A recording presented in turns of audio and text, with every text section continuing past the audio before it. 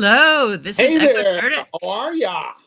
How are you doing? Good. This is good. This is Echo Chernik. You are listening to the sultry sounds of the professional artist on UPRN Public Radio 1077. I'm with Bob Eggleton.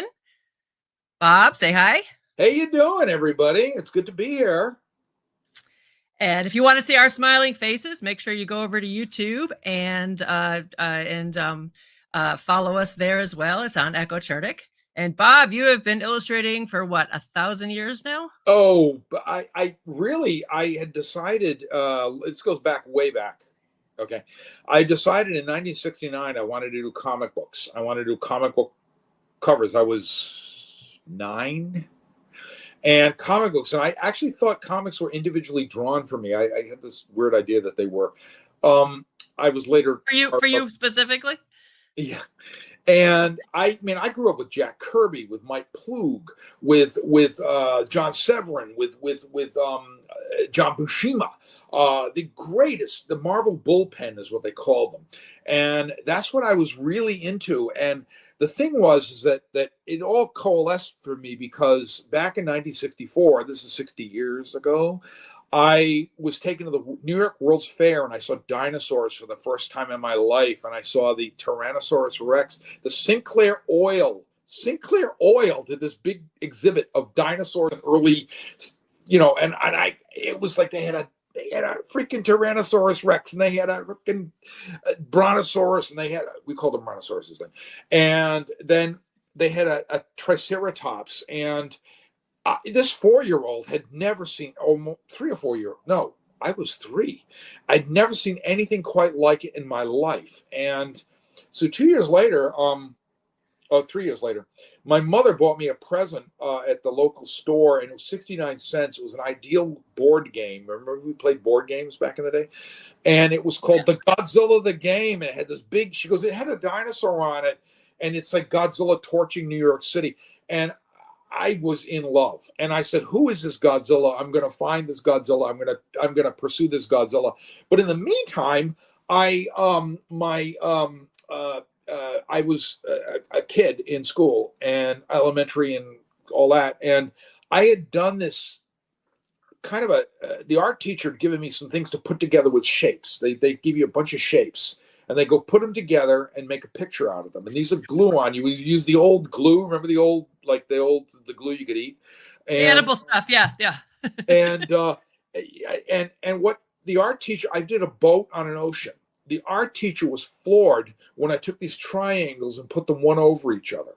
So it looked like perspective. And she just calls my mother in. Are you the mother of this child? Like that. So what has he done now? She's saying. And she said, look, he did this. She goes, he is gifted. He is talented. You need to do something with this. Encourage this. So my mom got me into a lot of classes. This is a really long historical thing. And my dad, who was sat me in front of a chalkboard. I was very ill when I was a kid. I had a lot of different things that I won't get into, but just stuff. And so he sat me down and he got me this chalkboard, his big old chalkboard, and I drew stuff. And he said, "This is how perspective. This is how when you do a house, the chimney's like this way. It's this way, and how everything had a back to it and a front to it and things like that." So I was learning this stuff at about 5 or 6 years old. And my dad was an engineer, and he was he worked with machines a lot. His name was Richard, and really wonderful guy. And God, I miss him. And he invented the Teflon nonstick frying pan, to give you an idea. So every time you've cooked in a Teflon nonstick frying pan back in the day, that was my dad's patent. But he never saw any money out of it, because he was not really good in business. But anyway, be that as may. They took me to he introduced me to Star Trek in 1968, right at the height of the Vietnam War.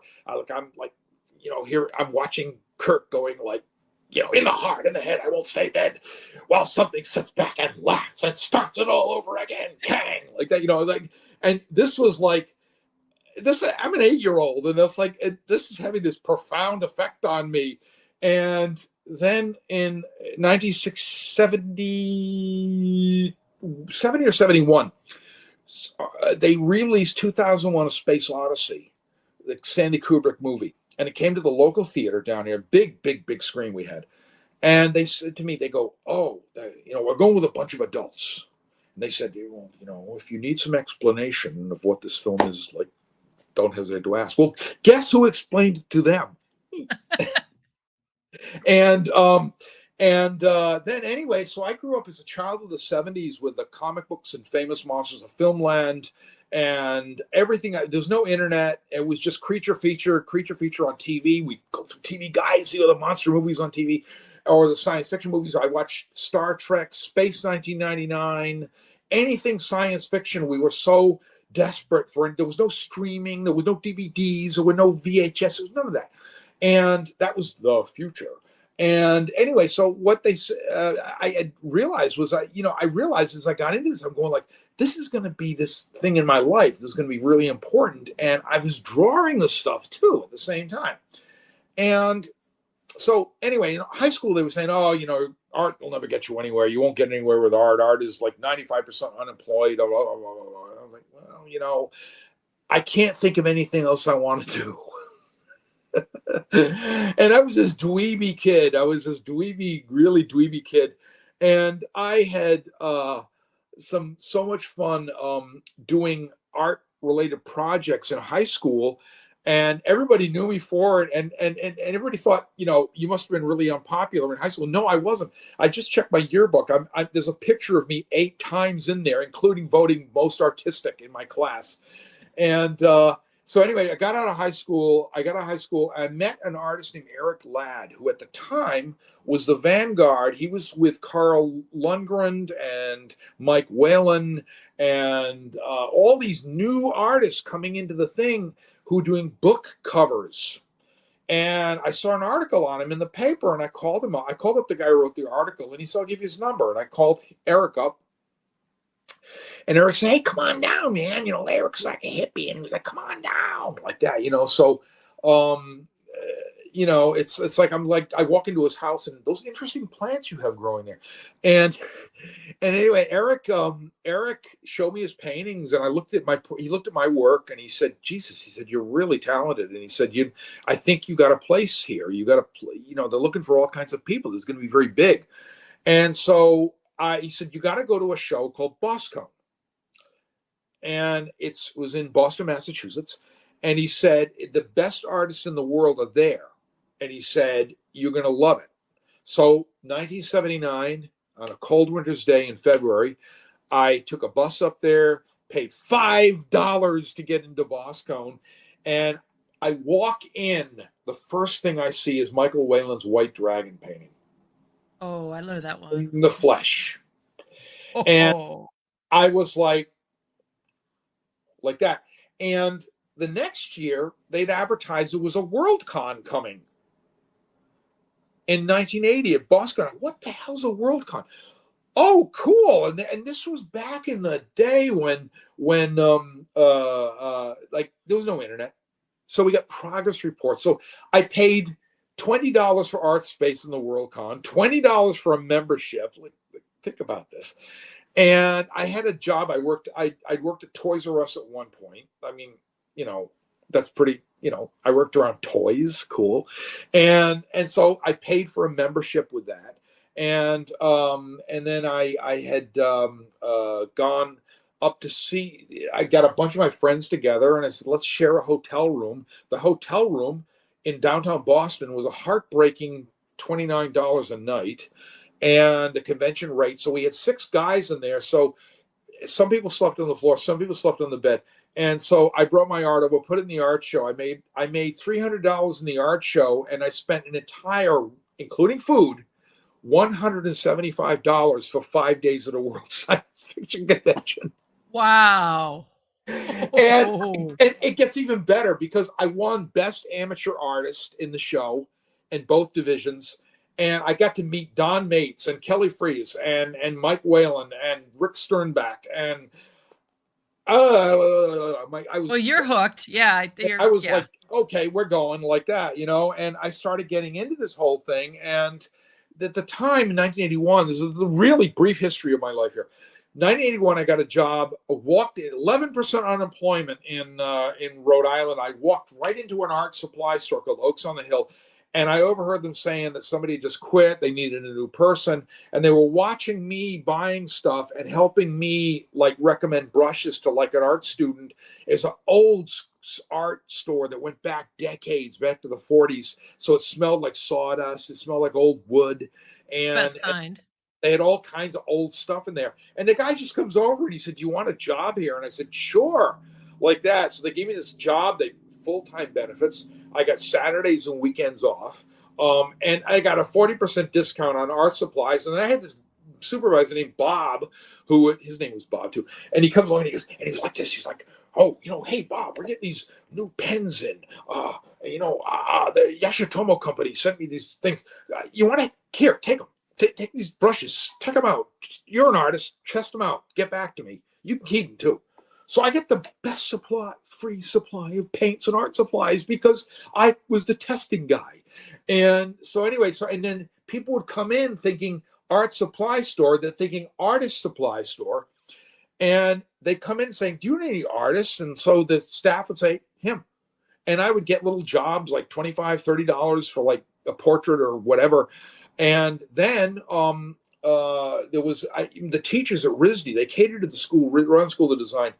And the teachers included Chris Van Allsburg and David Macaulay and some of the great painters and artists. And they would all say to me, I get waiting on them, selling them art supplies. And they'd say, "Hey, why don't you come over to our class? We're going to have a critique."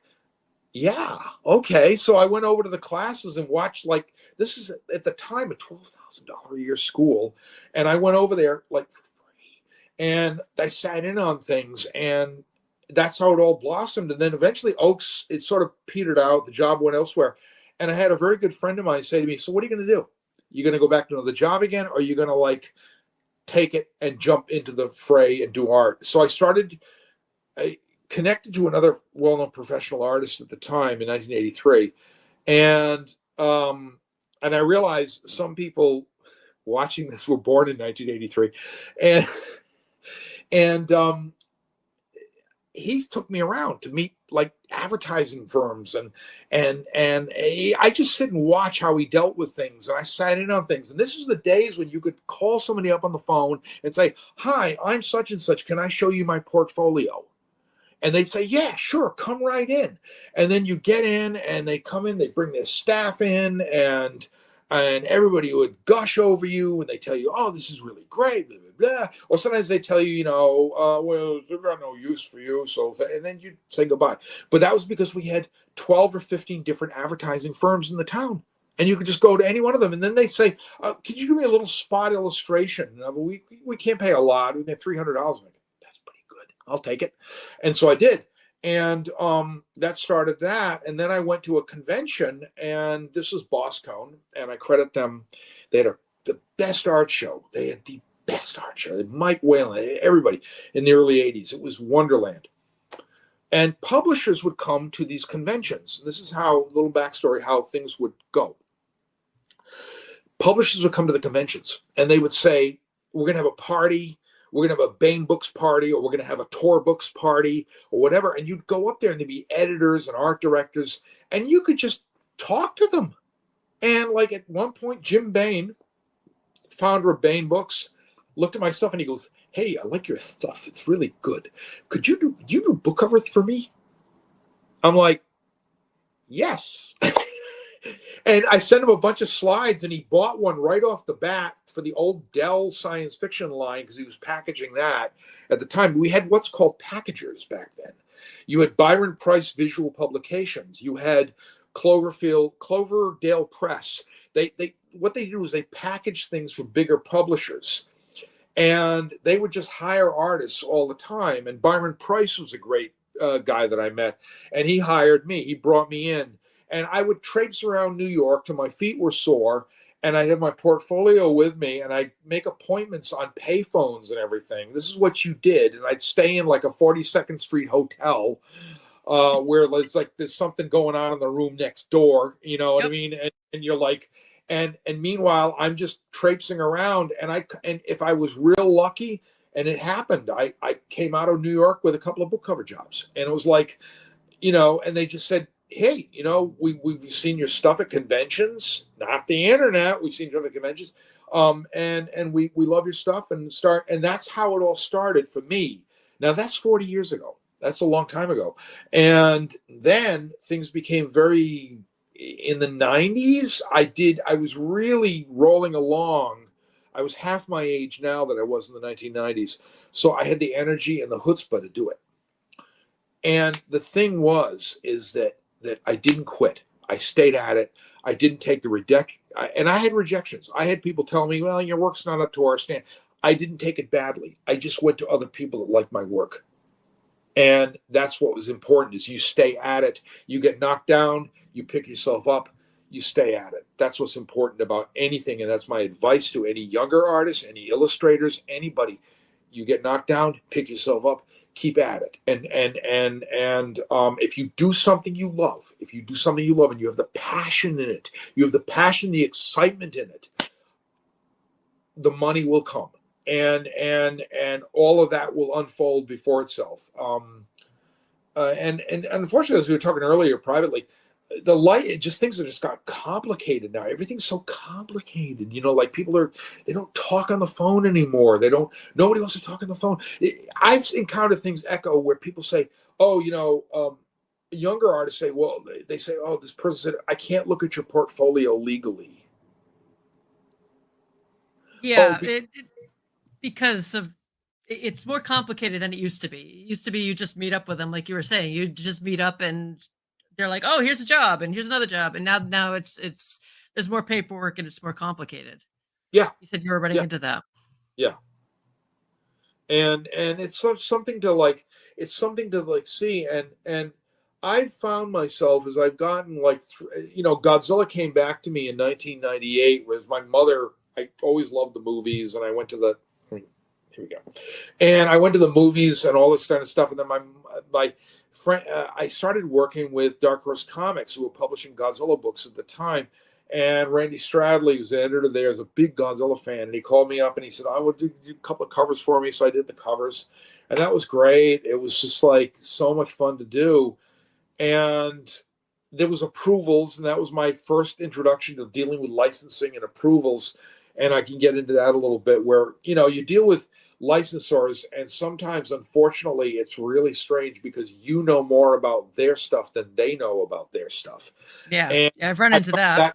I found that with the Star Trek people. God bless. I mean, Paramount Pictures, love you. You did a great product, but your approval people were kind of weird when I was working with them, saying, I said, no, that's the call letters of this starship. That's the call, that's the way the trim looked on it. That's the way it, anyway. So, and they're going oh no, well, that's not our thing. And I'm going, and then they come back and they say, well, you should have done that way to begin with. And I'm going, well, I told you. It's let's see. And it was this whole political thing where they don't want to look bad. They were wrong. They don't want to say they were wrong. And that's another thing you've got to admit. You've got to say to yourself, to be successful as a person, as an artist, you've got to say sometimes you're wrong. I've said many times, I've said, okay, I made a misjudgment on it. I was wrong. And don't be afraid of that, because people will appreciate it. And as anybody that knows me, I have an honesty they call it to a fault. But communication is really important. Sometimes you just have to buckle up and communicate with your client. I've had to call people up and say, listen, we got to communicate here, because there's obviously we're not communicating. Yeah, because you end up dealing with a committee. And like I said, I did magic cards in 1997, 96, 97, 98. And it was a blast. It was I did these little paintings, and I worked with a wonderful person named Maria Cabardo and Sue Ann Harkey, and they were wonderful people. And we worked with faxes, right? Faxes. Oh yeah. Yep. And I'd scribble something. I do something like this, and I'd stick it in the fax machine, and they'd say, because Maria called me up and she'd go, "Hi, Bob, it's Maria," like that. And she'd tell me about how her life is going and her kids. On a corded phone that was stuck to the wall, so you couldn't go that far. And she'd say, "Hey, listen, I need you to do a card for me. Could you do a tornado hitting a mountain? That's kind of your kind of thing, isn't it?" I'll go, yeah. So I'm like literally got a pad in front of me as we're talking, and I'm going. And then as we're talking, I was like, oh, so how's the kids doing? And all like that. And I said, your fax machine ready? And I fax her a sketch. And she'd call me back in an hour, and it'd be like, I'm going to hold it up above the cubicle, Bob. And you'd hear, and she goes, I think that's an approval. And I'm like, those days. Great. And she goes, here's the thing. Can I need it. I know it's Tuesday. Can I get it for Friday morning? I know it's tight. Can I do that? I can throw you another additional money. Okay. Like that, so, and this is just literally how things fell into line. It was just like easy. You just call people up and talk to them. And the communications was really great. And this was way before the internet. This was way before we started talking on emails and doing Dropboxes and doing sites and all this kind of stuff. And now it's all focus groups and is Blue going to sell next year? And, this sort of thing. And that really takes the fun out of everything. And it's the whole bottom line now is selling. And back in my time, starting as an illustrator for book jackets, here's a good example. I'll pull this one right out here. This is a book called Black Ambrosia by Elizabeth Engstrom. And back in the day, it was published by Tor Books. They had Tor Horror. They had a Tor Horror line with the most lurid book covers you'd ever seen in your entire life. They were so lurid, they were in a book. This is actually featured in a book called Book Covers from Hell, like that, because I was part of that whole thing. And they were, the more lurid, the more creepy, the more gutsy and bloody, the better. And anyway, so Black Ambrosia, Melissa Singer calls me up and says, I'd like to get like a cane with like a demon-like lizard. What's going on there on that cover? Let's see. Describe it. It's a cane with a lizard with a demon-like lizard thing on the thing, and she's a female vampire that preys on children, and the book, trust me, it went there. And now, that was 35 years ago. Now I'm being paid to recreate, to do, not only they're going to use this in a specialty edition of it, but I've got to recreate like a back cover for it. And then I got to recreate an interior opening illustration showing this vampire monster kind of thing. And so this is like how something comes back to me 35 years later. You still own the rights to the original painting? They just paid you for like one-time rights to use the exactly. As far as I'm concerned, they did, yeah. And back then, I don't remember actually. There was no paperwork. They just said, we'll just pay you like that. Sometimes you walk into a place, you could actually pick up a check walking out. I'm going like, I did that book. Yeah, we got the check for you. Thank you. Wow. Like that, and it was a lot less complicated than it is now. So anyway, so I did this thing and I gained a lot of people that liked my work. And so in 1988, I got my first Hugo nomination for Best Professional Artist. And I didn't think I was going to win because Michael Whalen was at the top of his game at the time. And I said, Michael's going to get this. And that's cool because I love Michael's work anyway. I was nominated. It was kind of cool. And then in 1994, when I thought, Michael's probably going to get it again, I got a phone call saying, you just won the Hugo Award. I was like,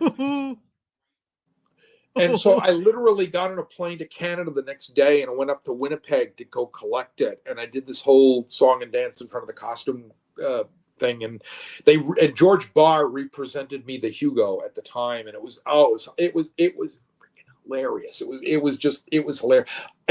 My hair was so much longer. It was down here. And I was a lot younger. I was 35. Yeah, so and then that resulted in kind of a string of wins for different awards, Chesley Awards, Hugo Awards, and so on. And I just kind of kept at it, and and then I'm entering my age where I want to do the things that count and the things they remember me for. I used to do a lot of advertising work, Echo. I used to do a lot of advertising work. And it was mindless, to put it delicately. I did some billboard artwork. The people I worked with were great. My friend Gary Kashik, he's an art director. I loved him because we go out for lunch and we talk how stupid something was and just do it. And anyway, so I did this stuff, and it's sort of misforgotten stuff because advertising does even those agencies, the way they did businesses, it's just gone now because what's happened is the internet happened. Now everybody can look things up on the internet themselves. Back then you had to have like a trafficking person or a media consultant, and he or she would come along and they'd go up to MIT, not far from here, which is 40, 50 miles from here. They go up to MIT and use their internet or the ARPANET or whatever it was called back then. And they'd use that to get information this is way before Bill Gates created any kind of formats or anything. And they get all that stuff. So the information was very limited. So you had to hire people to get it. And now, as the internet came along, information went like it was easy to get. So advertising agencies collapsed like dominoes. And these clients were saying, what are we paying them $25,000 a month for anyway? Really? Like that, and so everything changed. And right now, I would say that most of my stuff is sales of originals artwork. I do some commercial work. I'm doing a bunch of book covers, but they vary in price ranges and all kinds of stuff because they're just fun to do. And you're doing a lot of cool new stuff. You were telling about a new project you were getting involved with. Yeah, I'm doing. Well, here's one thing that I want to bring up. I had approached a publisher called Easton Press, and they do specialty books. They do gourmet books. They do like books that are like the sell for $400 each. And I said, if you guys do King Kong, because I happen to notice they had the novelization rights to King Kong. Well, in 2021, the novelization rights became public domain. So they said, cool. Would you do King Kong for us? And I said, yo, cool. And we can pay you X amount of dollars. And I said, and that'd be for 8 paintings. I said, well, for that amount of money, I'll do 10 paintings for you. So I did this beautiful, look at this thing. It's just look at that, gold edges, and like you open it up and it's got a certificate of authenticity. And this is the stuff. And guess what? At almost $400 each and 1,200 limited edition copies signed by me. It even says on the spine, look at this. Illustrated by Bob Eggleton, King Kong, Bob Eggleton. Awesome. And this is the movie that did it for me back in the day. And I did this thing, and they're down to like 40 copies out of 1,200 now. It's gone. That's awesome. And I'm working on a project called Hyperborea for Centipede Press, and I'm doing 15 color pieces for it. I'm working on you can see part of the last one in the back here. That's being worked on. I've got about 3 paintings on the easel, and I have to take them off and change them around and say, well, what am I going to work on today, Bob? What are you going to work on today, Bob? And this caters to my ADD. I have ADD, which is, I'm honest about that. It's cool. And the most fun I'm having lately has been, I got involved with a project. I'm a big Star Trek fan. I'm a huge Star Trek fan. So I started watching Star Trek Picard, season 3. And I kind of fell in love with the new character, Liam Shaw, Captain Liam Shaw, played by actor Todd Stashwick. And I said, this guy, I love him. He's me. He's like, this Riker and Picard talking about how legendary they are and stuff like that. And then he's in the middle of it and he goes, or they could think about the time that you got, this sort of, I'm kind of the same way. And so anyway, so my wife was watching an interview with him, and she goes, he's a lot like you. And she goes, you got to reach out to him. And so I found out from mutual friends that on Instagram, he had this coffee chat where he talks to his fans on Saturday mornings, and it's real fun. Anybody can do it. You can jump on there, Todd Stashwick, or T Stashwick on Instagram, And anyway, so he does his coffee chat, and he just sits and enjoys coffee, and he talks about his pets, and he talks about his kids, and he talks about his family. And I just jumped in, and he goes, Bob Eggleton, oh my God, I've been a fan of your work for years. And I was like, that's so. We hit it off, and then he's a nerd. He is like the #1 dungeon master for D&D in the universe. This guy is. He's legendary, and he's got a nerd lair where he's got a table named after him. It's a gaming table called the Stashwick. Google it. It's named after him, and it's got fog. It's got nitrogen fog, and it's like a movie set. It's just incredible, and he gets celebrities, and he does celebrity D&D matches and raises money for children's cancer charities and stuff. And I love this guy. So anyway, I reached out to him and I said, you're at this convention that's done in Long Island. That's about 2 hours from me. I'm going to drive down and see you like that. So I did. And the minute, like, Bob, like that. So we hit it off like a house on fire. And he said, would you, if I was to like come up with some idea, like, I said, yes.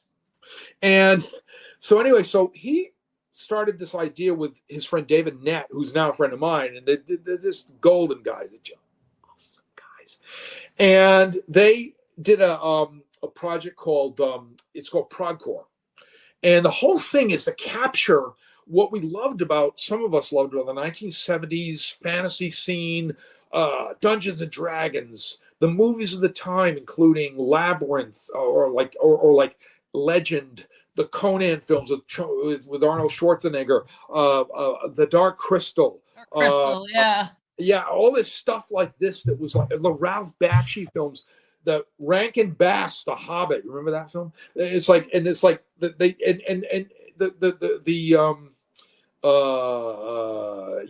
had a song back in the Rankin Bass Hobbit film called the Way of the Whip, and I'm going like, only in 1977 could we do that. And anyway, so that's what he wants to recall in this, and he makes it an agnostic, what he calls an agnostic thing that you can apply to Dungeons and Dragons without it actually being listed as a Dungeons and Dragons kind of thing. So the whole thing is going to be, it has the 3 pillars of it are wonder, mystery, and danger, and it's called the Dark Age of Fear.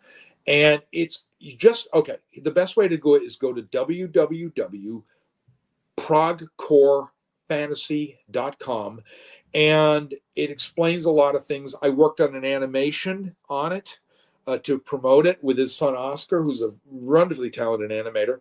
And Todd and I have hit it off quite well as friends. And, I'm like doing this, having a lot of fun. I designed a dragon for him called Thrum. And love that name, Thrum. Yeah, Thrum. And Todd, it's so throaty.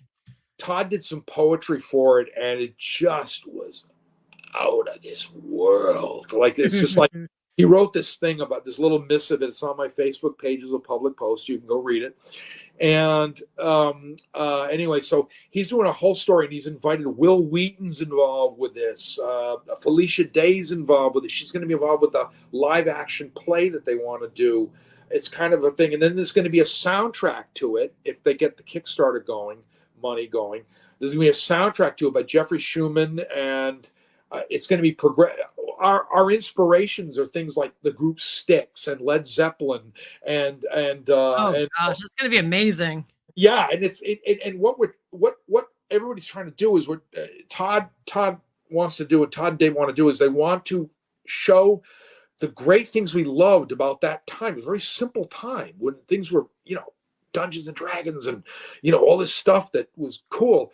And yet give it modern sensibilities, in the sense like give it diversity and make it not avoid sexism and this kind of thing. And the important thing is that as Todd puts it, he said, it is old wine in a new bottle. And that is the best way to do it. And I just think that it's a great way to go. And the minute he suggested this for me, he calls me up one morning. It had to be 8:30 in the morning, and I'm getting my tea, and I'm in my robe, and the phone rings. Like, Todd Stashwick. He goes, "Hey, Bob," like that. He goes, "This is how he talks." "Hey, Bob," like that. He goes, and he goes, He goes, so I got this dragon idea, and he's making dragon sounds with his throat. Like I'm going, this is amazing. It's like the captain of the starship Titan, and he's like calling me up and then making dragon sounds at me. And you're in your bathroom. So I started like sketching up ideas of what, and we started going back and forth with ideas, and it's just such a great project. And David Nett, who's another guy, he runs a geek gym in Burbank, and he's an ex-actor. He's an actor. He used to do a lot of acting, and he's done some YouTube things, and he's another nerd impresario. And he actually came to visit us when we were in Hollywood. We had lunch with him. And what they've done is this is really great for younger artists. They have opened up something called Progcore Fantasy Artist Quest. And you can find it on their site, on the whole Progcore Fantasy. What's the website again? Just say the whole name. It's Progcore, www.progcorefantasy.com. And it may go to the Kickstarter holder page, whatever, but you'll see the whole, they've got a thing called Progcore Fantasy artistquest.com, I think it's called. Anyway, so they're opening it up to artists. They need 2 artists, and the artists that not necessarily people like you or myself who make a living doing what we're doing, but like discoveries in a sense. And at least 2 of our illustrators of the future people I know have put in the fray. Yeah, and, go guys. Yeah, and like, it's just like so nice to like see. It's so nice to get that going, because we need to get the future interested in art, because we need art more than we've ever needed it. There are forces in the world that want to take the creativity away from us. There are forces in the world that want to destroy this stuff. And, I won't get into that, but like, just say there are forces in the world that want to make us conform, fit into a box, and but we need to build that future. We need to build the future of the people we are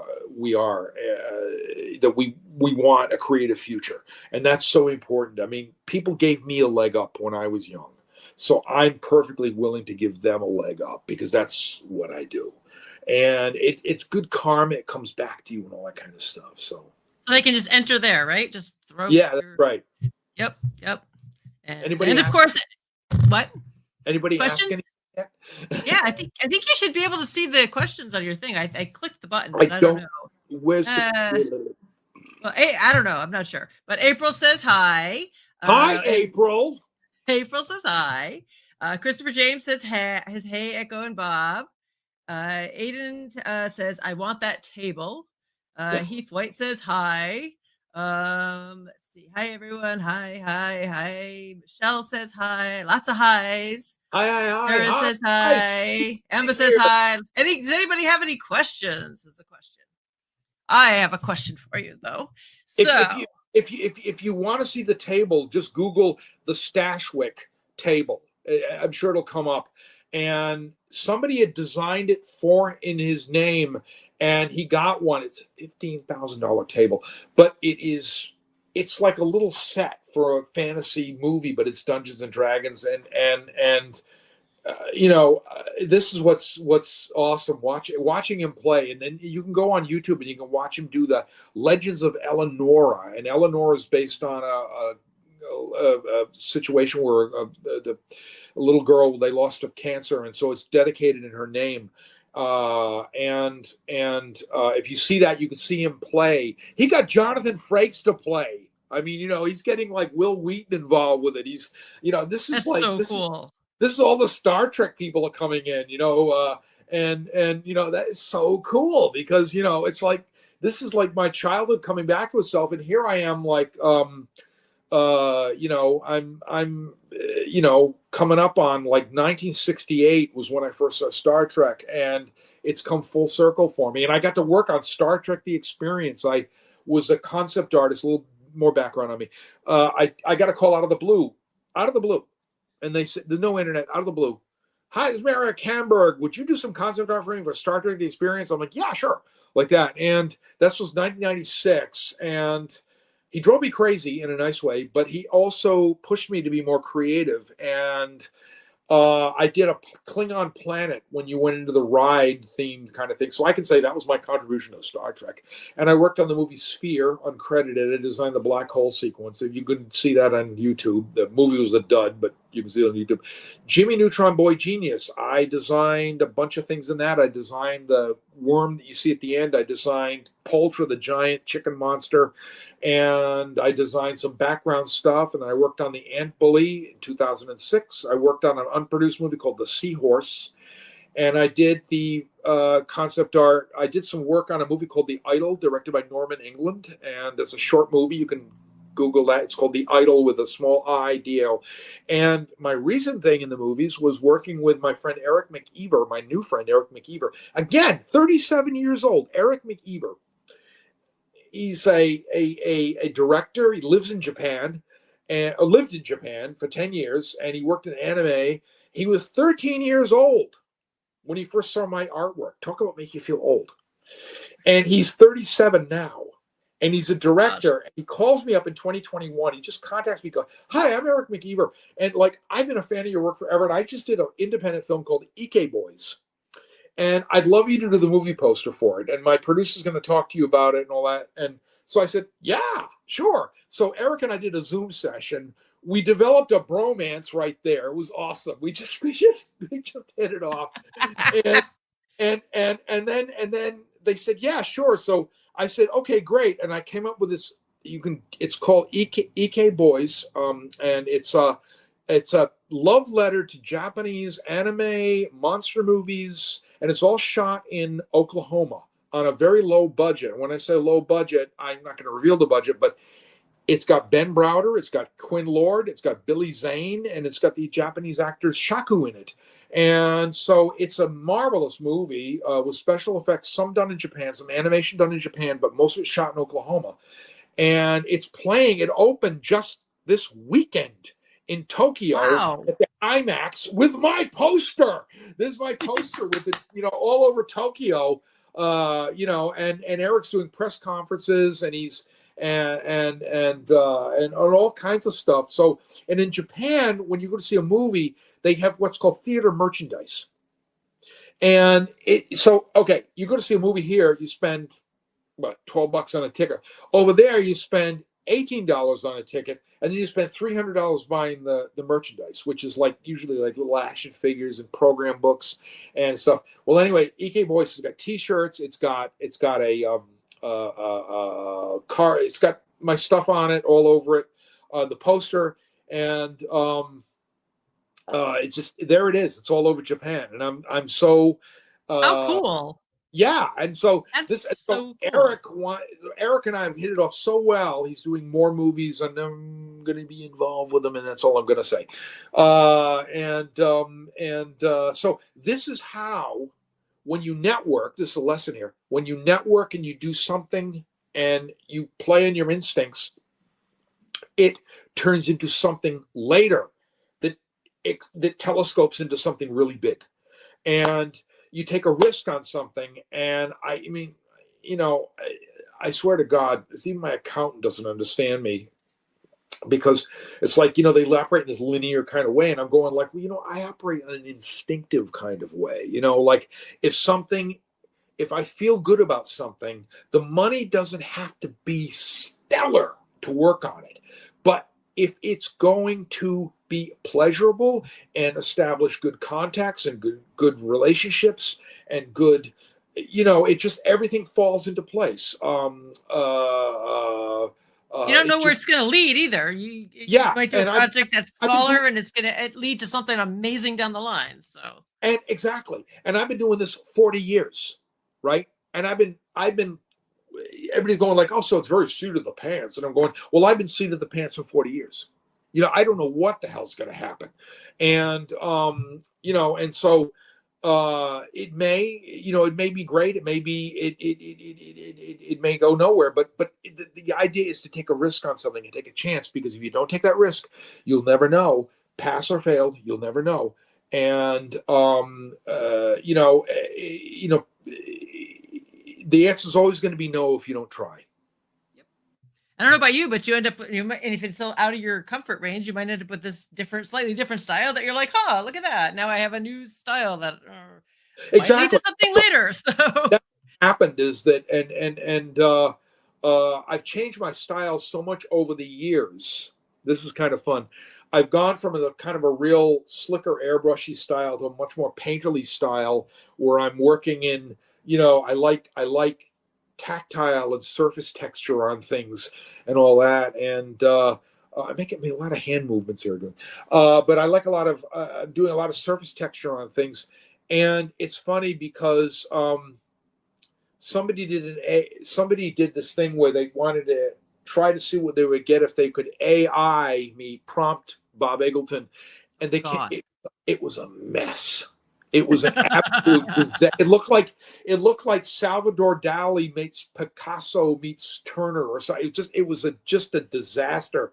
And I'm looking at how can AI know what you're doing if half the time you don't know what you're doing, right? exactly, and it's like that's the thing. If you kind of keep one step ahead of it, you don't have to worry about it. That's what's been a good thing for me is that I've got a lot of longevity, and I don't, I had like somebody, even my accountant's going, 5 minutes.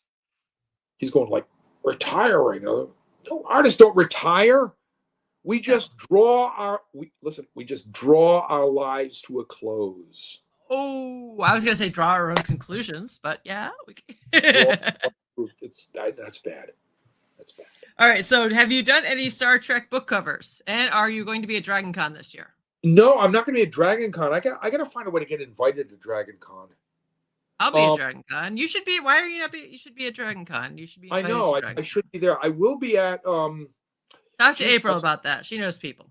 Yeah, I know. She's got me into Monster Palooza. Yeah, April, get Bob to Dragon Con next. She's great. Okay? She's awesome. She just like April. You're on that. Like, she brings the guy that's running Monster Palooza onto her phone, saying, "This is Bob Eggleton," and and he goes, "Hi, Bob," like that. Like, oh, cool. April, that's like your homework. You're to get Bob to Dragon Con next year. Yeah. And then have you done any I'll tell you the great guys. If you haven't seen April Solomon's work, go look at it online.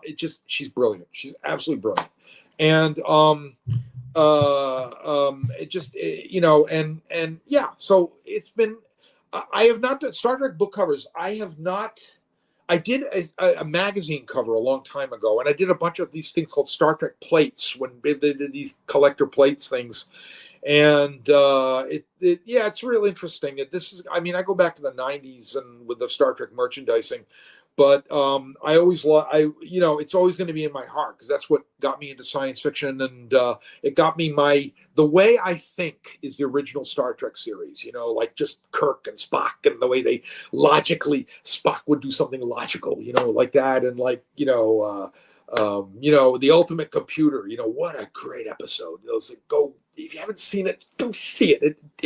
It predicted AI in 1967. Go see it. It's awesome.